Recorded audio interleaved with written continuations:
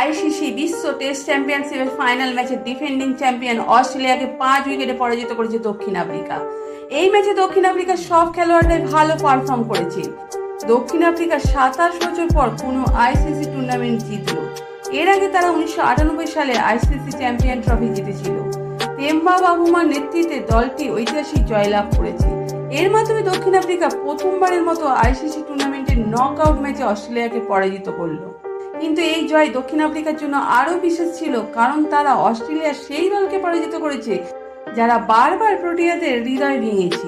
অস্ট্রেলিয়ার বিরুদ্ধে এই জয়ের ফলে বাবুমা 104 বছরের পুরনো রেকর্ড ভেঙে ইতিহাস লিখেছেন। তেম্বা বাবুমা এবং তার দক্ষিণ আফ্রিকা দল পুরো অস্ট্রেলিয়ান দলের গর্ব ভেঙে দিয়েছে। সেই সঙ্গে তারা অজি দলের 3 খেলোয়াড়ের রেকর্ড ভেঙে দিয়েছে। সেই 3 খেলোয়াড় হলেন মিচেল স্টার্ক, জর্জ হেজেলউড এবং প্যাট কামিন্স। এই বিষয়ে আপনার মতামত অবশ্যই কমেন্ট করে জানাবেন।